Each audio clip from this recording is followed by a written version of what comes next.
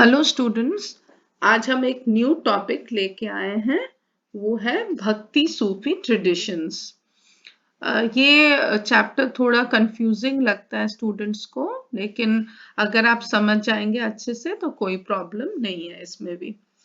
अच्छा, इसमें हमें बेसिकली पढ़ना है from the 8th to the 18th century. उस पीरियड के बीच में क्या क्या रिलीजन में जो चेंजेस आए, चाहे वो हिंदुइज्म हो चाहे वो इस्लाम हो, उनमें क्या क्या चेंजेस आए वो हमें पढ़ना है from the 8th to the 18th century. इस पीरियड के बारे में हमें जानकारी कहाँ से मिलती है? नॉलेज इसके बारे में, इस पीरियड के बारे में हमें कहाँ से आता है? तो फर्स्ट ऑफ ऑल, इसमें जो रिलीजियस स्ट्रक्चर्स थे, जैसे उस टाइम पे जो भी रिलीजियस स्ट्रक्चर्स बने थे, जैसे वो टेम्पल्स हो गए, मोनास्ट्रीज हो गए, स्तूपास हो गए, उनके थ्रू में काफी कुछ पता चलता है कि क्या लोग क्या क्या प्रैक्टिसेस थे उस समय, रिलीजियस प्रैक्टिसेस क्या क्या थे उस समय के। दूसरा, हमें टेक्स्ट के थ्रू काफी कुछ जानकारी मिलती है। अब टेक्स्ट में इसी टाइम के आसपास पुरानास, जो हिंदू रिलीजियस वो थे ना, स्क्रिप्चर्स थे, अब जो 18 थे नंबर्स, 18 पुरानास, उनके थ्रू हमें काफी कुछ इस टाइम पे क्या चल रहा था in the field of religion हमें जानकारी मिलती है। नेक्स्ट आता है कॉम्पोजिशन ऑफ पोएट सेंट्स।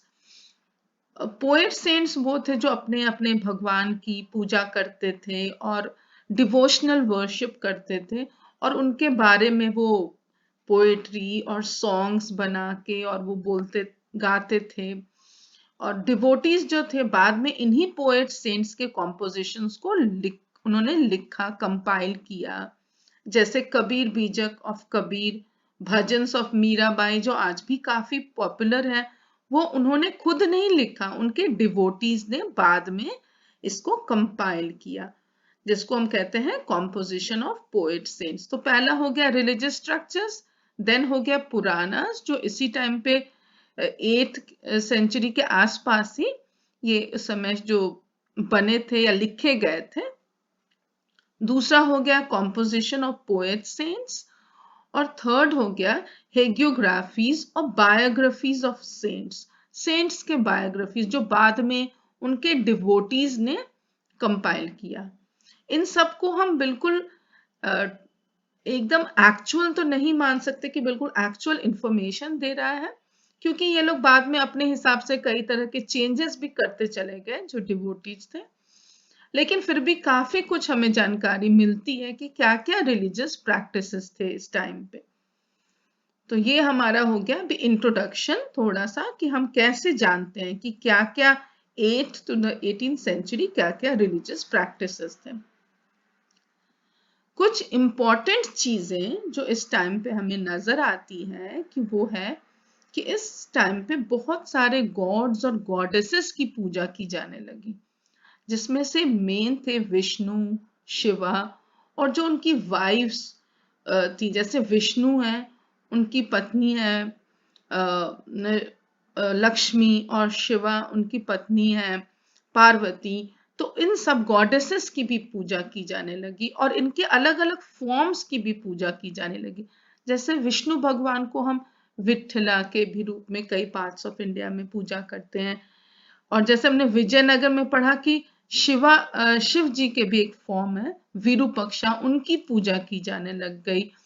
तो ये सारा इसी टाइम पे काफी सारे गॉड्स और गॉडेसेस की पूजा की जाने लगी। नेक्स्ट है जो टॉपिक है, थोड़ा सा स्टूडेंट्स इसमें कंफ्यूज हो जाते हैं कि इसका मतलब क्या है एक्चुअली। वो टॉपिक है द इंटीग्रेशन ऑफ कल्ट्स। अब इस टाइम पे स्टूडेंट्स आप ये देखोगे कि 8th to the 18th century में हिंदुइज्म के अंदर ही काफी अलग अलग तरह की सोच आ गई, यानी रिलीजियस प्रैक्टिसेस में काफी चेंजेस आ गए। कुछ लोग जो थे वो सिर्फ एक ही भगवान की पूजा करने लग गए, कुछ लोग तांत्रिक प्रैक्टिसेस फॉलो करने लग गए। तो ये सब जो कल्ट्स है, जैसे कि भक्ति कल्ट का, हिंदुइज्म के अंदर ही भक्ति कल्ट का या तांत्रिक कल्ट का आ जाना, तो ये अलग अलग सोच दिखाता है कि रिलीजन के अंदर ही कैसे अलग अलग सोच आ गई, और फिर बाद में ये सारा कुछ हिंदुइज्म का ही पार्ट बन गया। तो इसी को कहते हैं इंटीग्रेशन ऑफ कल्ट्स, कि अलग अलग सोच थी, अलग अलग, जैसे कुछ लोग शिव जी की पूजा करने लगे, कुछ लोग विष्णु भगवान की ही सिर्फ पूजा करने लग गए, कुछ लोग गॉडेसेस की पूजा करने लग गए तांत्रिक कंठ के अंदर, लेकिन ये सब बाद में हिंदुइज्म का ही पार्ट बन गए। तो इसी को कहते हैं इंटीग्रेशन ऑफ कल्ट्स। ये भी इस टाइम पे होना शुरू हो गया, that is to the 18th century.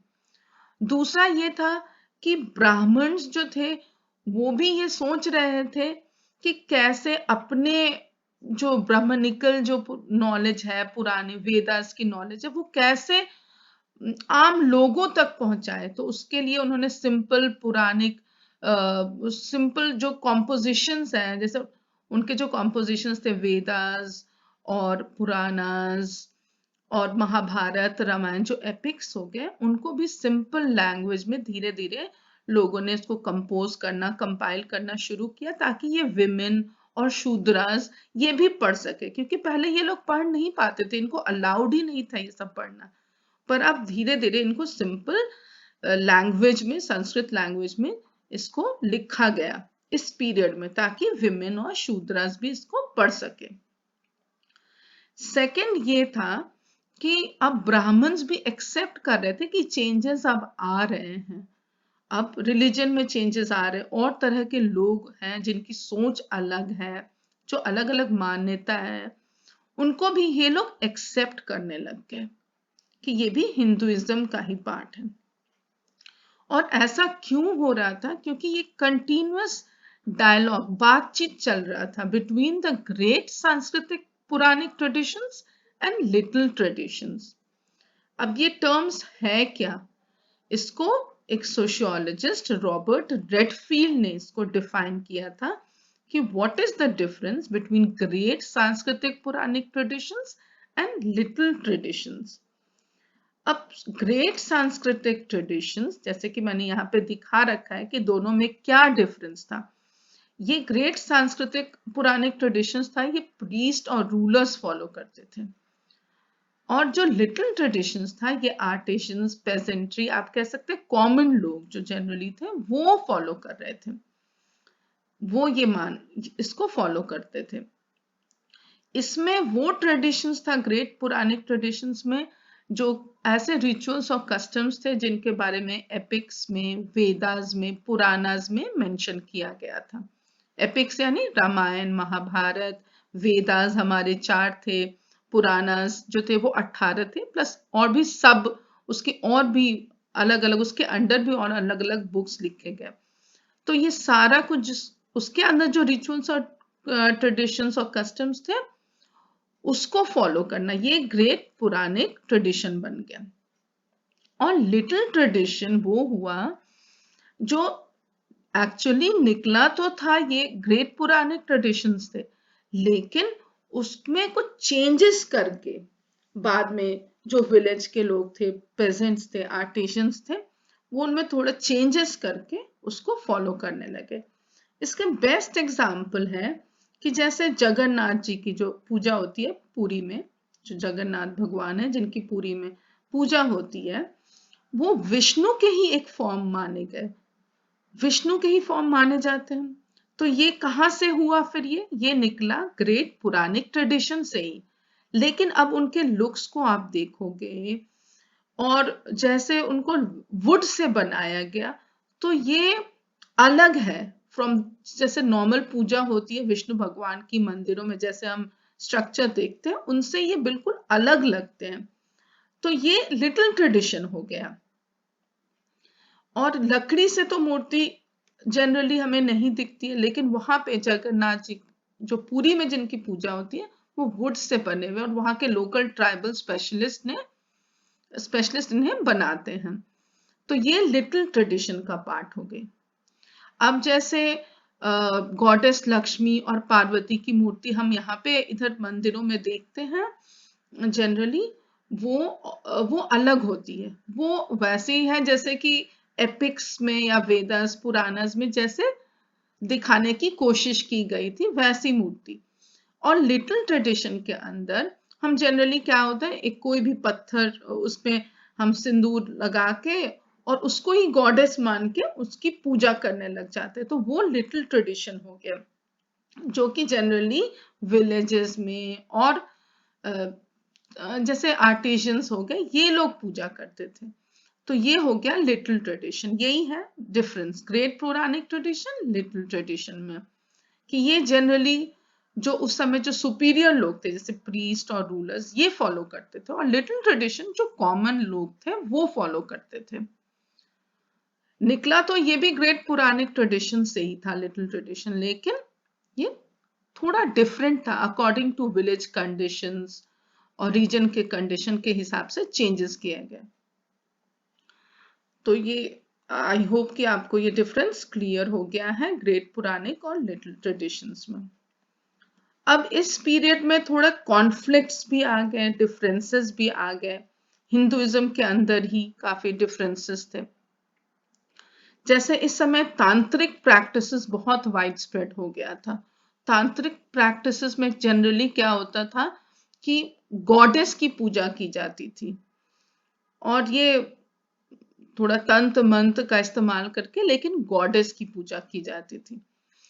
तो तांत्रिक प्रैक्टिसेस जो था वो हर कोई, इसमें कोई कास्ट और क्लास या मेन को नहीं परमिशन या विमेन को नहीं परमिशन, ऐसा कुछ नहीं था, सभी लोग अलाउड थे इसमें। तो ये सब कुछ चेंजेस आ रहे थे रिलीजन के अंदर। दूसरा ये था कि जैसे वैदिक पीरियड में जो गॉड्स थे जैसे अग्नि, इंद्र, सोम, इन ये सब अब धीरे धीरे मार्जिनल फिगर्स में, मतलब ये साइडलाइन हो रहे थे। और जैसे विष्णु, शिवा और अदर गॉडेसेस जैसे लक्ष्मी, पार्वती, ये अब ज्यादा फोर फ्रंट पे आ रहे थे। तो ये सब कुछ चेंजेस रिलीजन के अंदर आ रहे थे। एक तो तांत्रिक प्रैक्टिसेस का आ जाना, दूसरा डीटीज जो पहले थी और जो अब जिनकी पूजा की जा रही थी वो अलग हो गए थे। लेकिन वेदास फिर भी काफी उनको रिस्पेक्ट किया जाता था, उनको वैल्यू किया जाता था। और जो लोग वैदिक ट्रेडिशंस को मानते थे वो कहते थे, उनके हिसाब से वो कहते थे कि ये सही नहीं हो रहा, अगर सही तरीके से मंत्र का उच्चारण नहीं हो रहा है, सही तरीके से सैक्रिफाइसेस नहीं हो रहे हैं, जैसा कि वैदिक बुक्स में या कॉम्पोजिशंस में लिखा गया है उस हिसाब से नहीं हो रहा है, तो उनको ये गलत लगता था, वो कंडेम करते थे इन प्रैक्टिसेस को, which were not according to the Vedas. लेकिन जो तांत्रिक प्रैक्टिसेस वाले थे वो बिल्कुल इग्नोर करते थे इन चीजों को, वो अथॉरिटी ऑफ द वेदास को बिल्कुल नहीं मानते थे। तो ये सब कुछ चेंजेस आ रहे थे इस टाइम पे। दूसरा ये था कि कुछ लोग अपने एक भगवान को चूज कर लिए कि यही सुप्रीम है, जैसे किसी ने विष्णु को चूज कर लिया, किसी ने शिवा को चूज कर लिया, जैसे अलवर्स ने विष्णु को मान लिया, नैनार्स ने शिवा को मान लिया। तो ये सब चेंजेस ही तो आ रहे थे धीरे धीरे, तांत्रिक प्रैक्टिसेस का आ जाना, अग्नि, इंद्र, सोम, ये धीरे धीरे साइडलाइन होके अब विष्णु, शिवा, इनकी पूजा की करना, और अब ये है कि एक ही किसी भगवान जी को चूज करके उनकी पूजा करना, ये सब चेंजेस आ रहे थे, और इसकी वजह से थोड़ा टेंशन्स और प्रॉब्लम्स भी हो रहे थे विद इन द रिलीजन। अब उस समय बुद्धिज्म और जैनिज्म के साथ भी जो रिलेशंस थे वो भी थोड़ा टेंस था इस टाइम पे, क्योंकि सबको रॉयल पेट्रोनेज चाहिए, सब अपने अपने रिलीजन को सुप्रीम बता रहे, या वो कह रहे कि यही सही तरीका है, तो इस वजह से टेंशन्स थी। इस टाइम पे थोड़ा ये भक्ति और ये भक्ति कल्ट जो कहते हैं वो भी शुरू हो गया, उसमें डिवोशनल वर्शिप था, और डिवोटीज दे अटेन्ड ट्रांस लाइक स्टेट, और वो ज्यादातर गाना गाना टेम्पल्स में और अपने भगवान जी की पूजा करना, ये सब उस टाइम पे शुरू हो गया था। That is 8 to the 18th century। अब अर्ली ट्रेडिशंस ऑफ भक्ति, कब से ये भक्ति ट्रेडिशन कब शुरू हुआ? ये शुरू हुआ around the 6th century CE। ये बेसिकली तमिलनाडु से शुरू हुआ, अलवर्स और नैनार से। तो ये poets, during this period poet saints emerged around whom developed a community of devotees। Poet saints थे, वो अपने अपने भगवान की पूजा करते हुए गाना गाते थे और पोएट्री लिखते थे। तो बाद में उनके डिवोटीज ने इनको सबको कंपाइल करना शुरू किया। और इसमें ये था कि ये विमेन और लोअर कास्ट सबको इंक्लूड करते थे। इसमें वो नहीं था जैसे पहले ब्राह्मणिकल रिलीजन में था कि नहीं ये शूद्र है, ये नहीं पढ़ सकता वेदास, ये मतलब, तो ये सब, ये आउटकास्ट को भी सबको अकोमोडेट करते थे अपने रिलीजन में। रिलीजन क्या कह सकते हैं, अपने कल्ट में या अपने सोच में, ये सबको इंक्लूड करते थे। अब bhakti traditions can be classified into 2 broad categories, एक सगुना, एक निर्गुना। सगुना का मतलब बस ये है कि भगवान का एक फॉर्म होता है, एक रूप होता है, और वो हम उनकी पूजा, जैसे हम मूर्ति बना के उनकी पूजा करते हैं, फॉर्म है ना, मूर्ति बनाना मतलब भगवान का एक फॉर्म है, उनकी हम पूजा करते हैं। तो जैसे विष्णु है, उनके अवतार है, उन सब की पूजा करना, आइडल वर्शिप जिसको कहते हैं, वो था सगुना। और निर्गुना के भगवान का कोई फॉर्म नहीं होता। तो they believed in God without form or attributes, but nevertheless merciful and responsive to human prayers। पर ऐसा नहीं है कि अगर हम उनको प्रे करेंगे तो वो भी हमें हमारी प्रेयर्स का, हमारी जो भक्ति का, वो भी हमें फल देंगे, ऐसा सोचते थे निर्गुणा जो मानते, जो भगवान को मानते थे कि उनका कोई फॉर्म नहीं होता। तो भक्ति movement was started by Alvars, who were devotees of Vishnu, and Nayanars, devotees of Shiva, in the 6th century in Tamil Nadu। 6th century में ये शुरू हुआ इन तमिलनाडु। अब थोड़ा अलवर्स और नैनार्स के बारे में हम जानते हैं। अलवर्स जो थे, they worshipped Vishnu, whereas Nayanars they worshipped Shiva. और ये एक जगह से दूसरे जगह अपने भगवान के प्रेज में पोएट्रीज, गाने गाते रहते थे। और ये सारा काम कौन करते थे? मोस्टली पोएट सेंट्स और फिर उनके डिवोटीज। तो ये they protested against the caste system and the dominance of Brahmanas and included people from all caste. ये कहते थे कि हमारा जो कॉम्पोजिशन है ये वेदास से कहीं कम नहीं है। अलवर्स का जो कॉम्पोजिशन है उसको हम कहते हैं नलईरा दिव्य प्रबंधम। ये तमिल, इसको तमिल वेदा भी कहा गया। This is important students, नलईरा Divya Prabandham, Tamil वेदा इसको कहा जाता है, क्योंकि ये समझते थे कि ये वेदा से कहीं कम नहीं है। और जो कॉम्पोजिशन ऑफ नैनार सेंट्स थे, अपर, संबंदर एंड सुंदरर, उसको नाम दिया गया तेवरम। तो दो जो अलवर्स थे उन्होंने जो इस कॉम्पोजिशन को लिखा उसका नाम था नलईरा दिव्य प्रबंधम, और नैनार सेंट्स ने जिस कॉम्पोजिशन को लिखा वो है तेवरम। तो ये लोग समझते थे कि ये कहीं से भी वेदास से कम नहीं है। They also included women devotees. ये विमेन को भी इंक्लूड करते थे। जैसे ब्राह्मण, जनरली जो पुराने ब्राह्मणिक रिलीजन थी उसमें विमेन को भी अलाउड नहीं था, पर इसमें था। Andal, a woman alvar, was widely sung, and Karaikal Ammayar, a devotee of Shiva, ये भी एक विमेन डिवोटी थी ऑफ शिवा, उनको भी, ये काफी फेमस थी ये दोनों। One of the major themes in Tamil Bhakti hymns is the poet's opposition to Buddhism and Jainism। मैंने पहले भी बताया था कि कैसे बुद्धिज्म और जैनिज्म के साथ टेंशन्स बनी रहती थी, और ये इसी रीजन से था कि सबको रॉयल पेट्रोनेज चाहिए था। अलवर्स को भी चाहिए, नैनार्स को भी चाहिए, बुद्धिस्ट भी चाहते थे, जैन भी चाहते थे, तो रॉयल पेट्रोनेज के लिए था। टेंशन्स बनी रहती थी। अब जो चोला रूलर्स थे साउथ इंडिया में, वो जो 9th to the 13th century उन्होंने रूल किया, वो भक्ति ट्रेडिशंस को काफी उन्होंने सपोर्ट किया और बहुत सारे टेम्पल्स बनवाए। कुछ इम्पोर्टेंट शिवा टेम्पल्स उन्होंने बनवाए। शिवा टेम्पल्स जो चिदम्बरम में बना, या गंगईकोंडा चोलापुरम में उन्होंने बनवाया। ये सब जो ये जगह है गंगईकोंडा चोलापुरम, ये कभी एक टाइम पे कैपिटल भी रहा था चोला रूलर्स का। वहां पे इन्होंने काफी इम्पोर्टेंट टेम्पल्स बनवाए। तांजावुर में भी इम्पोर्टेंट टेम्पल बना। तो ये सब रूलर्स के पेट्रनेज की वजह से हुआ।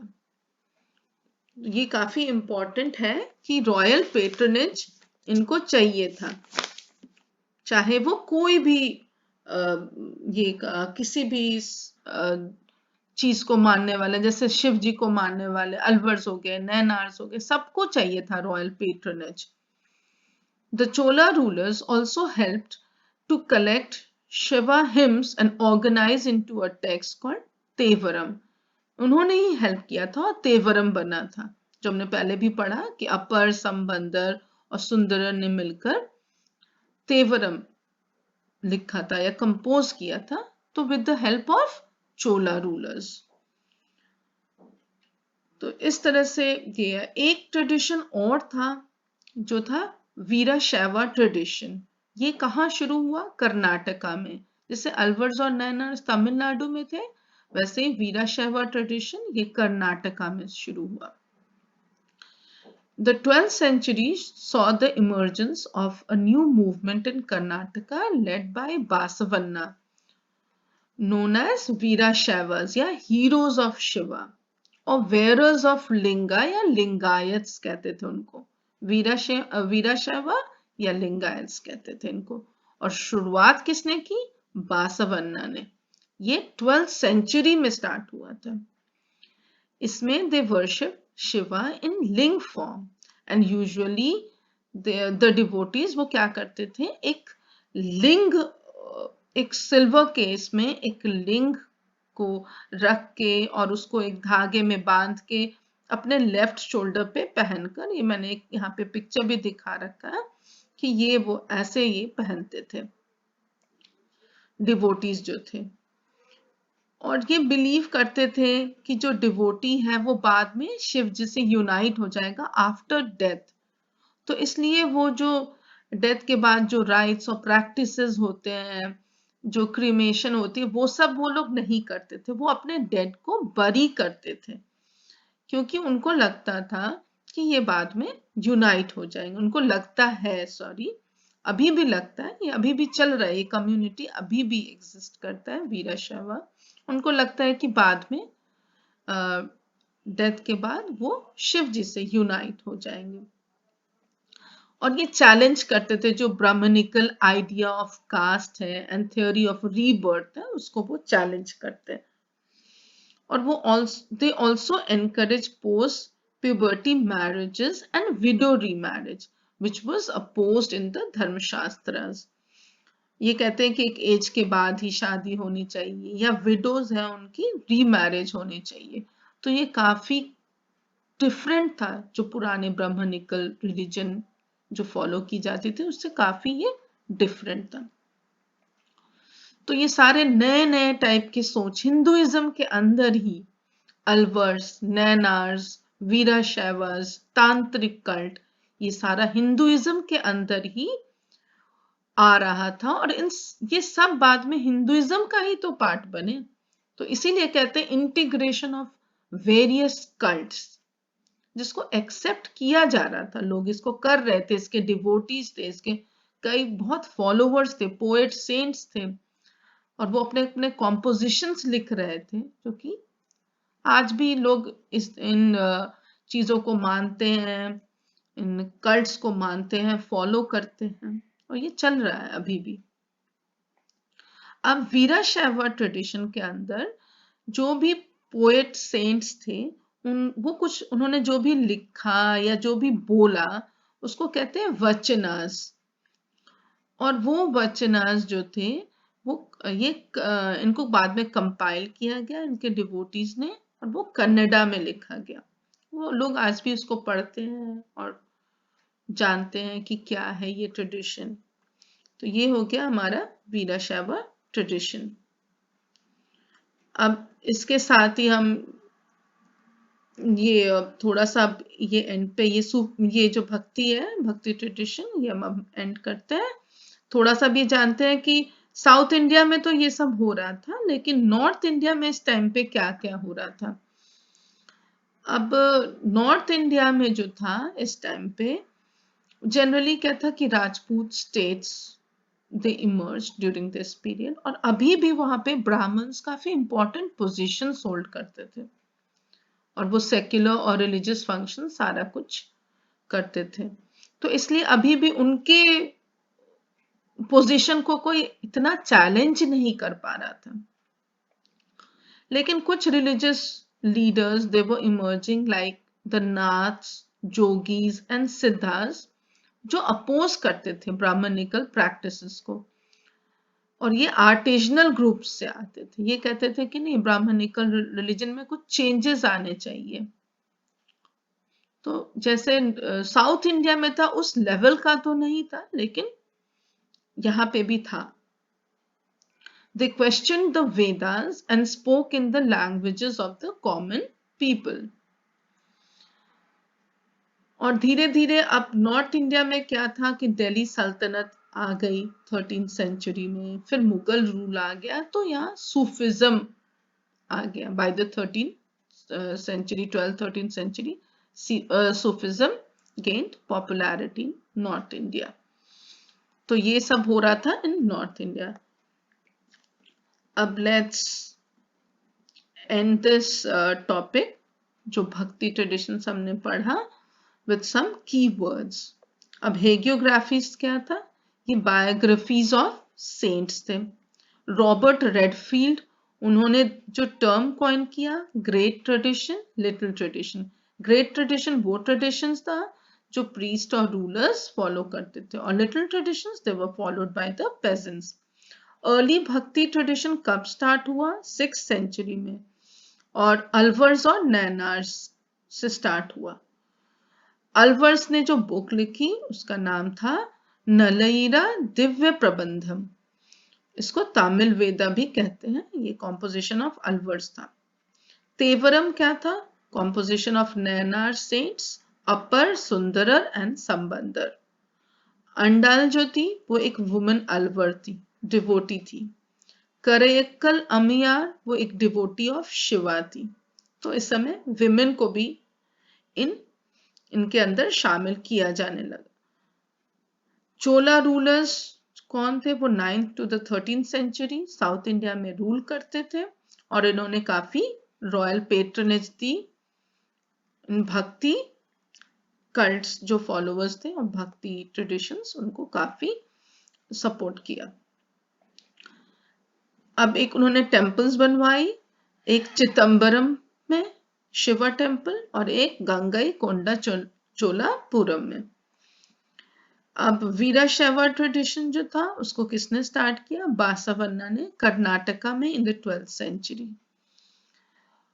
और इनको वीराशैवास भी कहते थे, या हीरोज ऑफ शिवा, या लिंगायत्स। अब इनकी जो कॉम्पोजिशंस थी उसको क्या कहते थे? वचनास, सेइंग्स ऑफ द वीराशैव सेंट्स। और नॉर्थ इंडिया में इस टाइम पे क्या हो रहा था? नॉर्थ इंडिया में अब नाथ्स, जोगीज एंड सिद्धास जो थे वो इमर्ज कर रहे थे। They were from the artisanal groups and they were challenging the authority of the Brahmanas.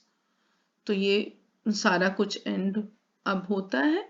ये भक्ति हमारा जो ट्रेडिशन था इसका अब यहीं पे अब मैं एंड करती हूँ। I hope you like my video. Thank you so much.